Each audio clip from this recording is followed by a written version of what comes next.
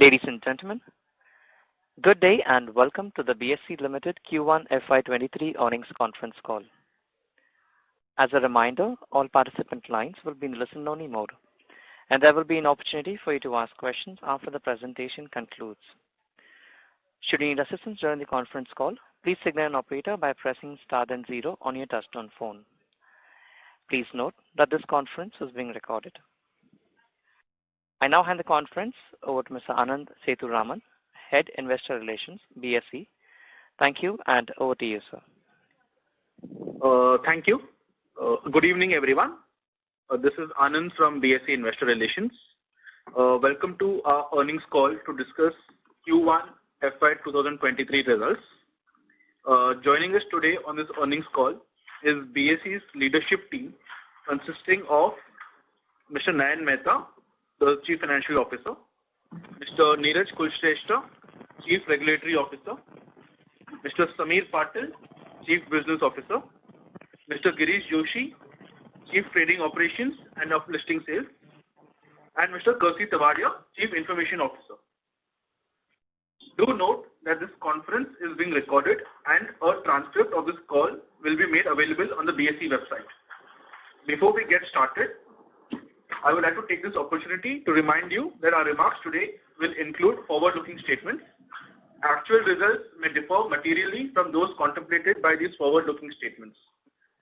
Any forward-looking statements that we make today on this call are based on assumptions as of today, and BSE assumes no obligation to update these statements as a result of new information or future results.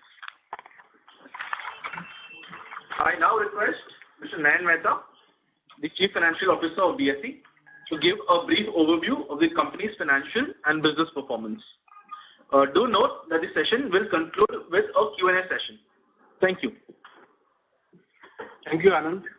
Good evening, everyone, and thanks for joining the call today. I hope all of you and your loved ones are safe and keeping well. Before I start with the update, I am glad to say that BSE continued to function normally without any interruptions or glitches and has been able to improve its financial performance. I am happy to inform you that despite the downturn in market, BSE Group delivered a stable financial performance with total revenues of 198 crores for Q1 FY23, a growth of 6.4% as compared to corresponding quarter last year. I will start with the broad financial results for the quarter ended 30th June 2022. BSE's operational revenues have grown by 19% to rupees 187 crores from rupees 157 crores in the corresponding quarter previous year.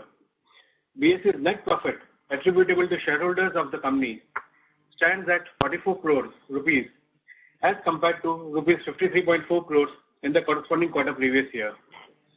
The decline is as a result of fall in investment income and slowdown in transaction-based income. I would now share some of the key financial numbers on the consolidated basis for the quarter ended June 30th, 2022 as compared to corresponding quarter previous year. The clearing and settlement operational revenues increased by 98% to rupees 17.1 crores from rupees 8.63 crores. The treasury income from the clearing and settlement funds have increased by 85% to 18.7 crores from rupees 10.2 crores.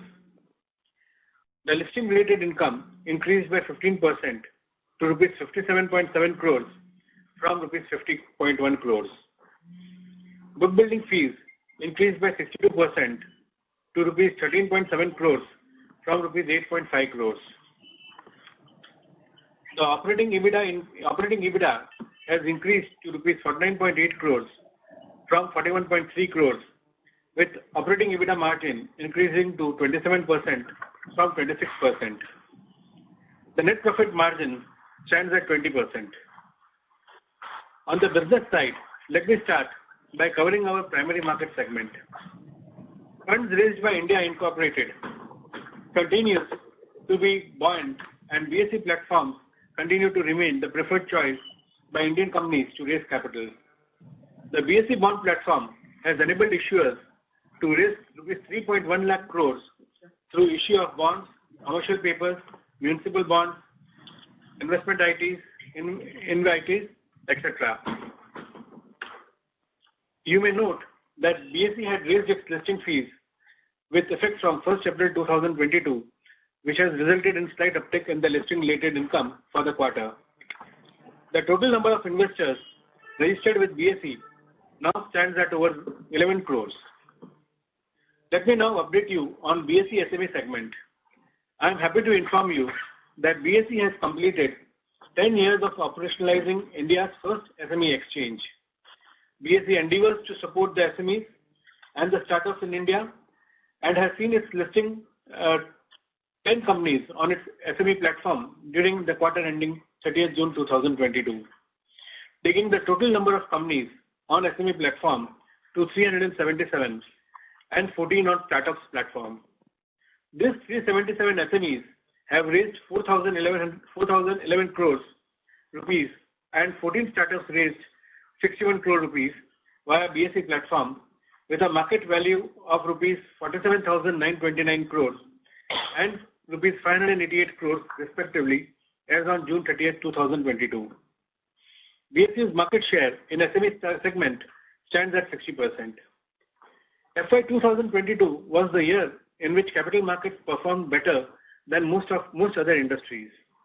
It is in this context of such adjusted expectations that BSE's first quarter may seem unspectacular, and yet it provided business growth well above the long-term mean. Facing the challenges of the volatile market environment, BSE's performance in trading segment was muted, but mutual fund and insurance segments demonstrated strong growth. For the quarter ended June 30, 2022, BSE's average daily turnover in equity segment stands at rupees 4,057 crores. In the equity derivative segment, the average daily turnover stands at rupees 1.2 lakh crores. In the currency derivative segment, the average daily turnover increased by 4% to rupees 24,567 crores as compared to corresponding quarter last year. For electronic gold receipts, BSE continues to engage with its regulator, SEBI, for the final regulatory approval as a new segment, which will enable the trading of spot gold in India. We are confident that we'll be able to launch it in this financial year, subject to requisite approvals. Our business teams are reaching out to market participants, including banks, vaults, wholesalers, retailers, importers, exporters, etc., who would participate in this ecosystem. I shall now discuss our mutual fund distribution platform.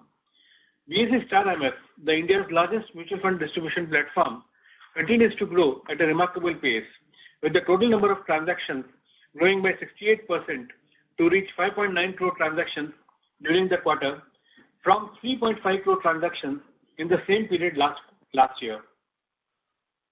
BSE Star MF platform continues to scale new peaks in terms of single-day transactions, with the platform processing a high of 30.46 lakh transactions on 11 July 2022, outdoing its previous best single-day record of 30.11 lakh transactions. I shall cover developments at our subsidiary companies now.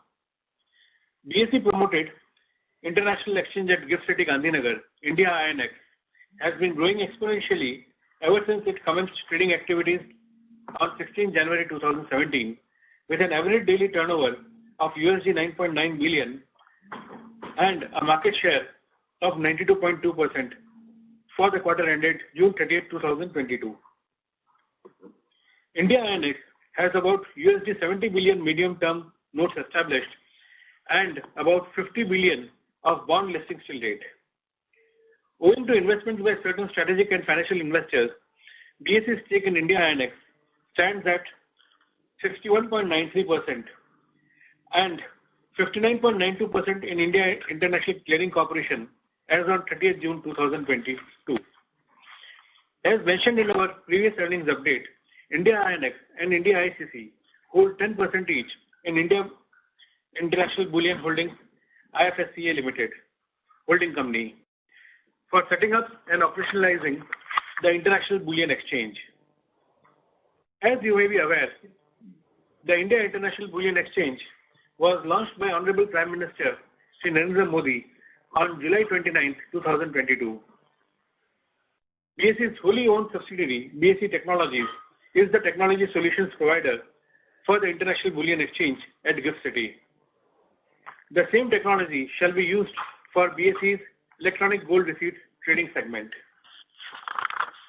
On the insurance distribution front, BSE ABIX Insurance Broking, where BSE holds the 40% stake through its subsidiary BSE Investments Limited, is now integrated with 23 insurance companies. The total premium collected is rupees 8.1 crore rupees for the quarter ended June 22, a growth of 188% from the same period last year. BSE E-Agricultural Markets Limited, a transparent commodity spot trading platform to facilitate spot commodities trading across value chain, has enrolled 926 members and executed trades worth rupees 17 crores in agri and steel segments on the platform during the quarter ended 30th June 2022. The company is working closely with government and government enterprises to enhance the efficiency of procurement and sale of commodities. I am also happy to inform you that Hindustan Power Exchange, where BSE has a stake of 22.61%, through its wholly owned subsidiary, BSE Investments, has commenced operations with contingency market segments, intraday and day-ahead contingency on July 6, 2022. Subsequently, 3 new segments, day-ahead market, real-time market, and green day-ahead market, have been launched.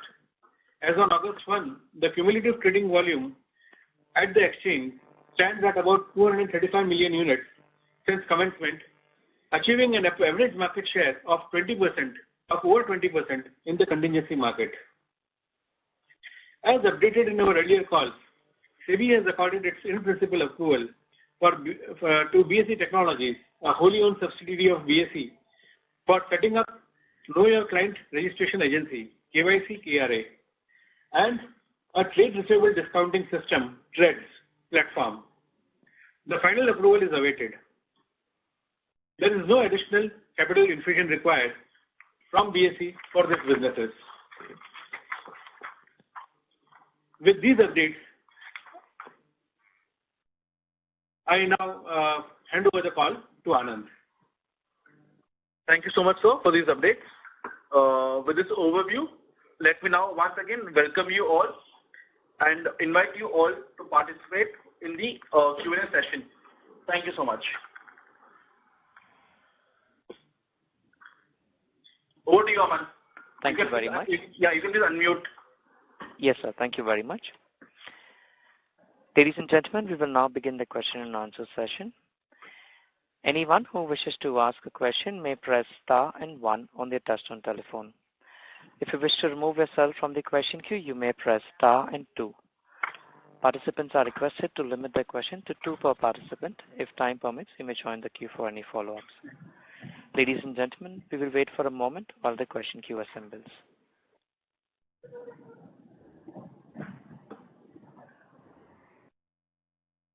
We have the first question from the line of Santosh Kumar Keshri from Keshri Wealth. Please go ahead. Hello, good evening, sir. Am I audible? Yes, you're audible. Yes, you're audible. Please go ahead. Okay. I have 2 questions. One is about the increase in other expenses that we have seen from 40 crore of quarter one 2021, 21-22 to 50 crore now. And it's a decrease from quarter 4 of 2022, but year on year it's an increase of almost 25%. So that's my first question. What could be the reason behind it? Are you investing in technology and that is being expensed out, or there is something more here? Yeah. So the increase which you see in our other expenses increased from 40 crores to 50 crores from June 21 quarter to June 22 quarter. One of the main reasons for the increase is the clearinghouse expenses which BSE has to pay to NSE clearing. After interoperability, these clearinghouse expenses have been applicable to both the exchanges, depending on the transactions which are settled at the other clearing corporation. So BSE's clearinghouse expenses were beg your pardon, more or less they are same. I just missed it out here. It's basically that the expenses contribution to core SGF. Last quarter in June 21, the contribution to core SGF was nil, and against that we have got 2.26 crores contribution in the current quarter. Last year, because of COVID, we had provided a lot of receivables, and based on the recovery, we had to reverse those receivables. So in June 21 quarter, there was a reversal of recovery. There was a reversal of the provisions made to the extent of 4.65 crores, and that got significantly significantly offset in the current quarter. And the current quarter, our provision is just negative 1.38 crores based on the because of the reversal of the excess provisions made in earlier quarters. So what happens is that our provisions are required to be made on expected credit loss basis, which is a standard process based on the days, based on the number of days delay in receiving our dues. And because of COVID, in the last 2 years, there were occasions when there was some delay in receiving our dues, but we got back the dues, and that's why the provisions which we had made earlier had to be reversed. These are the main two reasons due to which our increase has been, increase is being noticed. So, okay, next question. Okay, so just one thing here. So the reversal of expense in Q1 of 2022 should be leading to reduction of the expense rather than increase there, right? Because as you were saying, there was a provision made earlier. Now that provision is getting reversed. Yeah. So should not that be a reason for decrease in expense rather than an increase? Just one thing. No, it's like this, that last time our reversal was much higher. It was 4.6 crores, right? So that's why our total expenses were lower to that extent. And this time, the reversal is lower by 3 crores. So that's the reason the 3 crores increase is coming on account of the provisional factor. Okay, sir, got it. That means the reversal was in the last year, that is FY21-22, June 21. Okay, got it. Yeah. And second question is, it's regarding the investment income, which is now is 6 crore 1 lakh compared to 22 crore of June 20 quarter. So does it mean that there is a MTM? So if that is so, then what is the amount of MTM that is recorded in this quarter?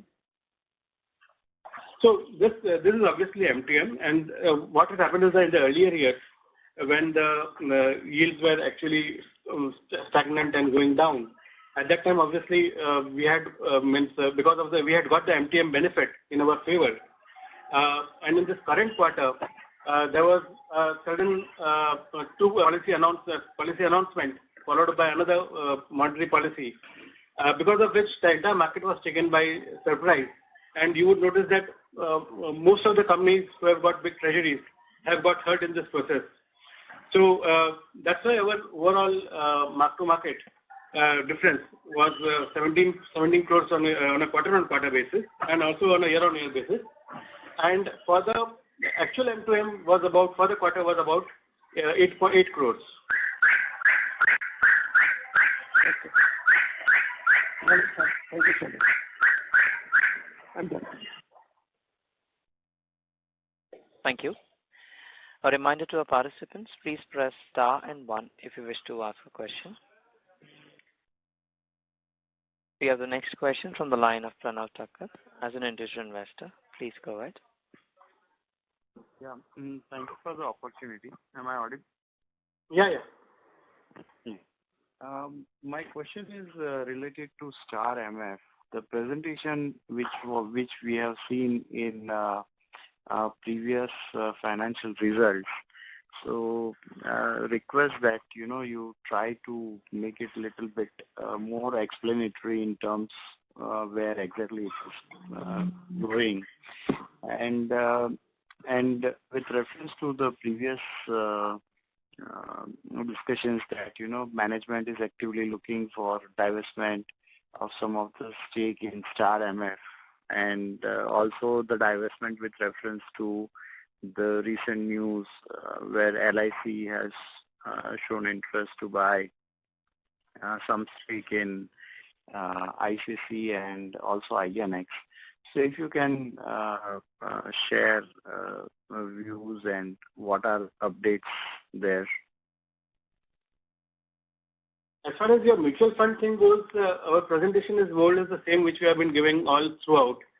So we'll have to just let us know what is your expectation which is different from what we have been providing till date. As far as the LIC investment in India, ICC and INX goes, obviously that is subject to approval from regulatory authorities, and so once that approval comes through, obviously appropriate action will be taken.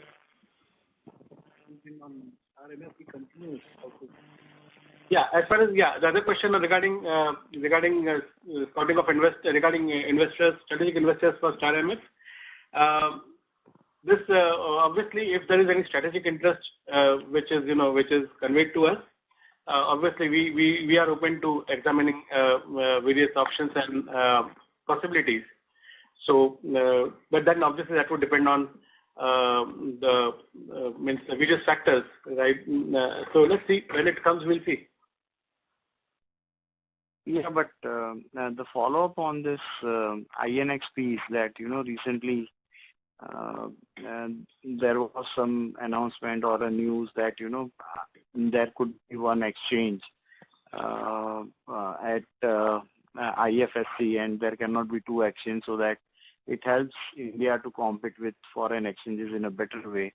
So in that case, also this LIC process will go on, or it will be put on hold, or how exactly it works? Because I think both of the things might be on the table right now.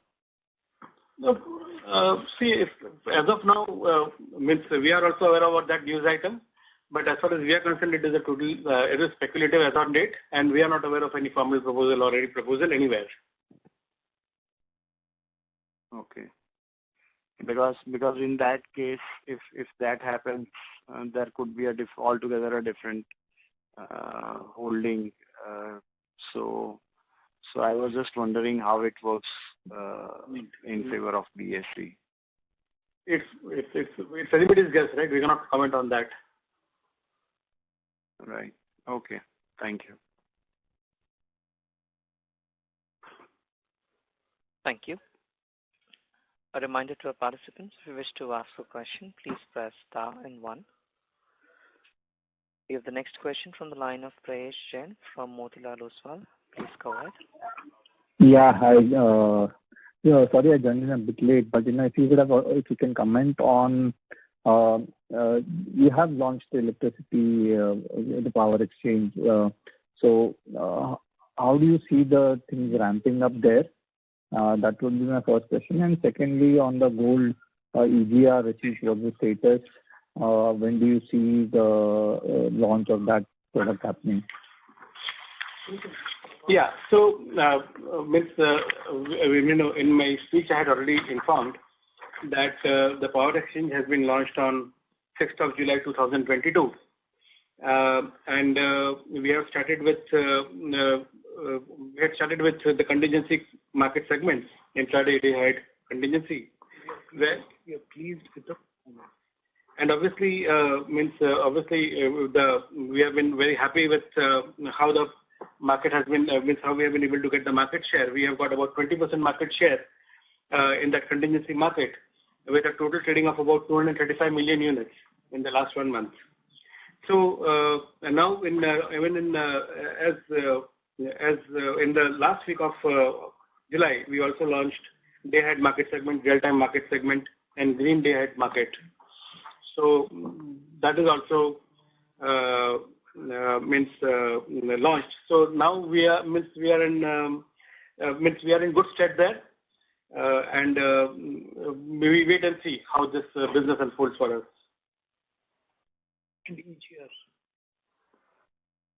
And I'll request Mr. Samir Patil to comment on the EGR point when they will be launched and about it. So we have hello, this is Samir Patil. We have applied. We had applied to SEBI. We got the in-principle approvals. We have already got a technology up and running for it, and we await final approval from SEBI to launch EG as a segment.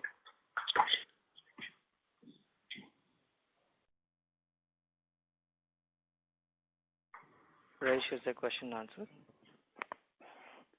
Hello. Yeah, sorry, I was on mute. Just on that electricity futures question again.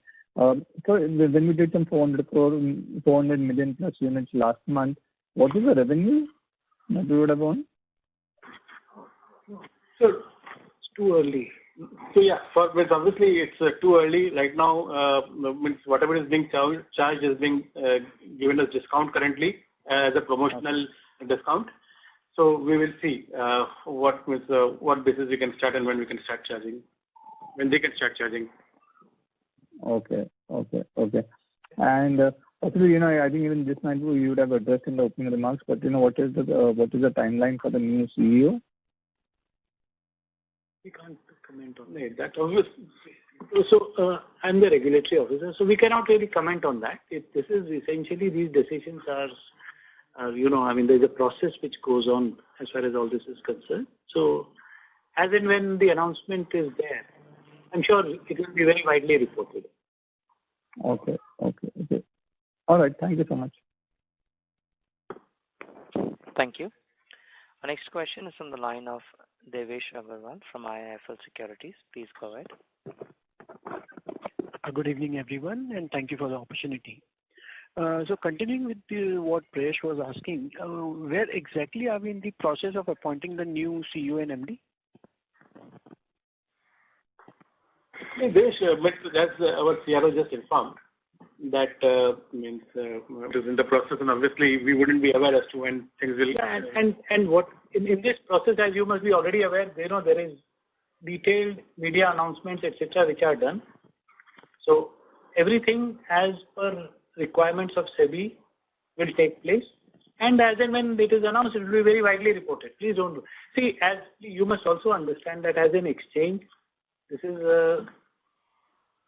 we function very stably, and which is what will be reflected, in general. So these things will happen, and let's not be worried about this kind of specific things. Okay, sir. Sir, talking about the realizations, I see that in the non-exclusive equity segment, there has been some decline in the realization. Why is that so? You are talking of equity segment, Devesh? Equity non-exclusive, sir.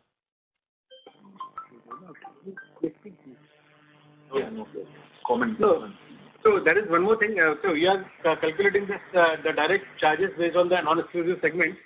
But in the last quarter, there was some money which had come to us under the trading income towards offer to buy, and that was more than 1 crore rupees, which has not recurred in the current quarter.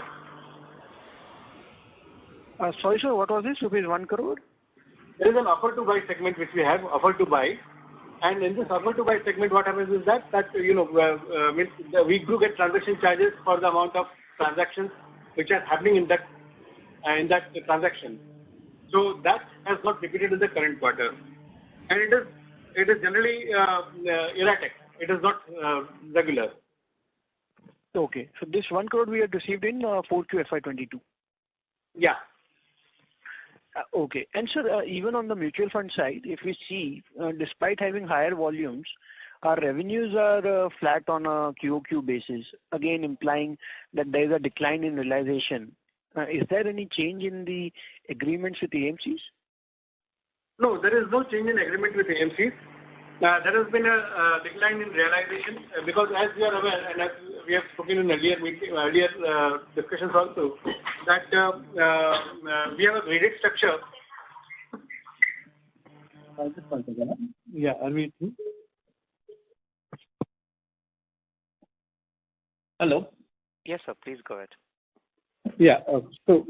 Okay. So as we had been speaking in earlier calls also, that as our volumes increase, the realization would marginally go down, and that is what has happened in the current quarter also.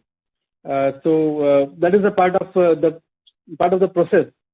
I admit that is something which has happened in this quarter also. Okay, understood. So the realizations are expected to further decline with the increase in volumes. They will go up to a particular. They will tend to go to a particular level when we achieve a baseline type of final effect. But then okay, means we probably would tend towards 3. Right now we are at 3.05 for this quarter. Okay. Any numbers that you can share on the what would be the floor? As I told you that our average realization is 3 rupees 5 paisa for this quarter. Okay, fine. And sir, on the cost again, we see there is a sharp increase on the computer technology cost. So is there any one-offs, or this would be the new run rate that we should assume? And technology cost, what you have seen as increase would more or less be the same. If our CIO is there, would you like to comment on this, Percy? Yes, sir. Okay, anyway, so it's like this, that the cost is more or less expected to be same, because we have got the AMC's cost have increased. We have set up some new lease lines for the members. So and obviously some capital expenditure is also happening, which is resulting in corresponding operational expenses. Let me see. That's what. Yeah. So yeah.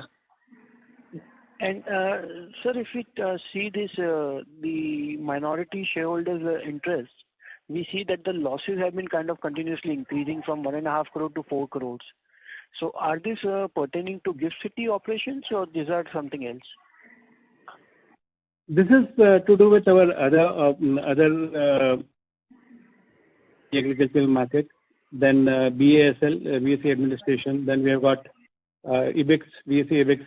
So in all these places, we are we are actually now increasing our operations across board in all these companies. So we have recruited a CEO in BSE EBIX also. In BSE agricultural markets also, the operations are being totally now moving at a fast pace. So that's the reason why you are seeing this type of incremental minority expenses increase. Okay, sir. And so last one, in security services, we see these other securities revenues have increased by almost 60% to 25 crore. Again, it's a very strong growth that we are seeing. So what has been driving this, and is it sustainable? Just come again, Devesh. Where are we in this one? Within security services, you have a breakup where you give revenues for other securities revenue. That has gone up by 60% to 25 crore. Yeah. So here, what happens, that there's a part of the technical cost, our technology cost, is towards the infrastructure which you provide to our members, trading members, lease lines, and all those things, as well as certain equipment sometimes. And these costs are recovered as other operational recovery, and they are accounted in the other security services because they are a part of our core business income. So that is one of the main reasons why our income has actually increased. So there will be a corresponding increase in our technology cost also. Okay. And this is a one time, or this will be? So both will continue parallelly. Devesh, the technology cost also will stay at little elevated level, and the security services income will also remain at elevated level. Understood. Perfect. That is all, sir. Thank you so much. Yeah. Thank you. The next question is from the line of Amit Chandra from HDFC Securities. Please go ahead. Also, participants are requested to limit your question to 2 per participant. Thank you. Mr. Chandra, please go ahead. Yeah, sir. Yeah. Thanks for the opportunity. My simple question is that we have a lot of initiatives which are at initial phase. Okay.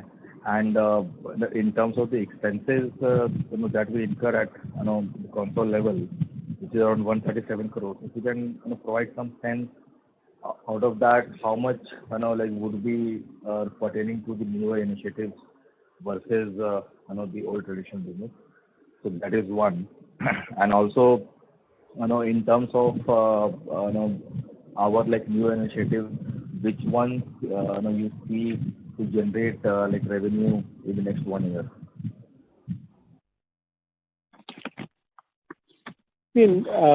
As for our the way we work is mostly that unless we have got some new companies which are separately providing their setting up their balance sheets and P&L, all other initiatives which BSE works on that get absorbed in the normal cost.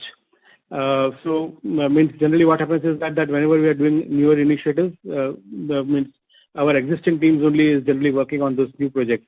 As such, we don't have any breakup of the those type of costs. So they generally get absorbed in our total costing. The major new initiative, the major thing which is, and otherwise the rest all is reflected in the minority interest. So that gives a pretty good idea on the position of other losses which we are incurring. Okay. So I was referring to more towards the initiatives which are now 2 or 3 years old, especially on the commodity side. So we have started, but we are not able to gain any significant share. Especially, the share has declined to a very small number. And also, in terms of the market share in derivatives, we gained initially we gained some fraction there, but again, despite spending on LES and other initiatives, the market share has again come down. So, in terms of the accountability of those spends, whether they are generating revenue or how you are judging it internally to initiate spends on these new areas. So, what is the internal mechanism? So, just want to understand that. Yeah, hi. So, as far as the spend is concerned, they are not significant spend. And looking at two segments, the equity derivatives and the commodities. Commodities just launched 3 years back. And the idea is to keep on launching new products, as you never know what would be successful and what would be the flagship contract for the exchange.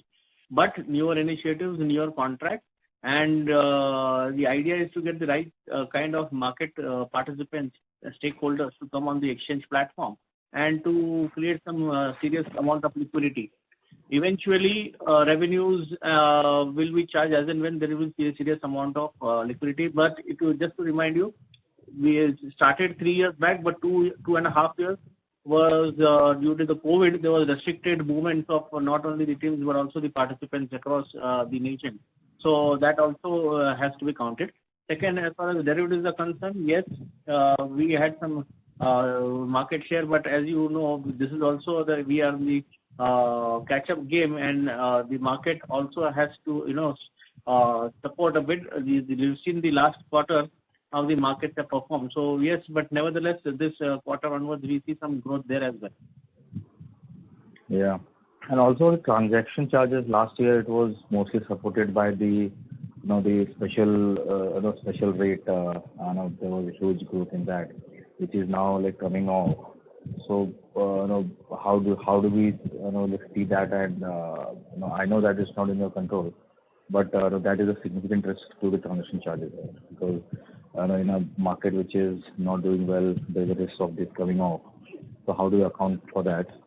And also in terms of the BSE Star MF, as I said, that the realizations will actually fall off with the increase in volumes. So, what kind of arrangement we have with the mutual funds? So, and in terms of the slabs, if you can give some more color on how the slabs function there. So, your first question on this revenue getting affected by decrease in turnover in the exclusive segment. Yeah, it is a fact. This is our business. So in this business, the characteristic of this business is that because we charge significantly higher transaction charges in the exclusive segment, so if there is a decrease in turnover in that segment and which has decreased because when the markets are doing good, the volume increases in that segment more than proportionately, and when the markets are not doing so good, they also tend to decrease. This is a volatile segment for us, and to that extent, we are susceptible to volatility in our transaction charges income. The second point which you were saying, that was about mutual fund transaction. Mutual fund transaction charges. As we increase our total transaction charges, what happens is that the total amount which we recover from the AMCs, they are subject to reduction on a graded basis. So that's why as our transactions go up, the average realizations tend to fall. So last quarter it was 3.17 and this time it is 3.05. The thing is that it cannot go on forever. At some point of time, it will tend to plateau down, and that would probably be somewhere between it will be somewhere less than 3, definitely, but it will not go down like this forever. The way we see it is like this, that we have to continue to grow the transactions in mutual fund segment, and that is what is going to deliver the expectations of our stakeholders. So referring to when we started with 7 rupees, if I'm not wrong. Chandra, there is an airy disturbance in the line. I request you to please move a little away from the line. Hello? Yes. Yeah. Can you hear me? Yes, you're audible now. Yeah. So what I was referring to is that in Star MF we started with 7 rupees realization and we went down to 3 rupees, and every time there is an increase in volume, we see drop in realization. So what I mean is that whether the contract with the mutual funds is on a yearly basis or every quarter, we sit and negotiate on the rates. No, there is no negotiation on rates. The rates have not changed after negotiation with them, and comparing the current rates with 7 rupees is not actually correct, because the rates which were set earlier were prior to negotiation, and those were the basis for which the negotiation started.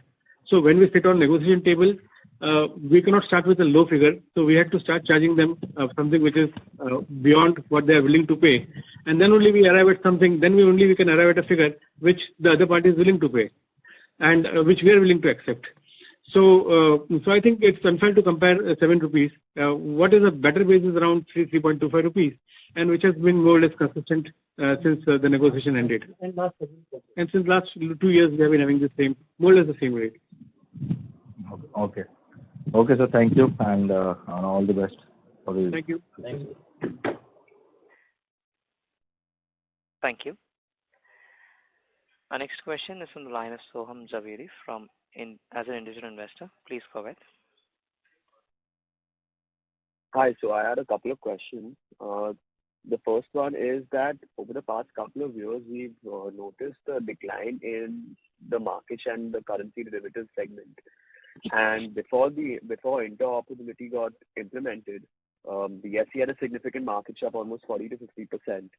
So we ideally thought that the market share would have actually gone up post the implementation, but we've actually seen a decline ever since it has been implemented. So what could be the reason for this? Yeah. So whenever there's a new addition or deletion in the system, you see the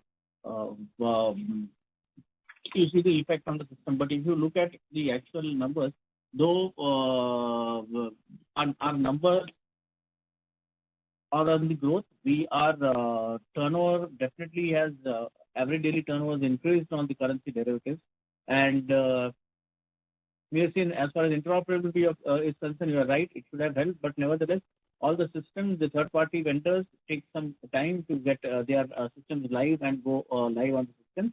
So there was initially the issues, and over a period of time, it has been resolved, and now hope for the best. Okay, and my second question is, this is actually regarding the CEO and the MD, that is there some sort of a non-compete or a cool-off period in the agreement, in the employment agreement between the exchange and the new CEO? There is no such thing in the agreement. Your question is not relevant now because it is not relevant now. And the fact is that there are certain. This is all. We follow Securities Exchange Clearing Corporation regulations to the T. And this is everything that has happened is in accordance with those regulations. Got it. Okay.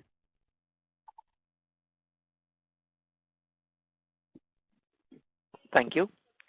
A reminder to our participants, please press star and 1 if you wish to ask a question.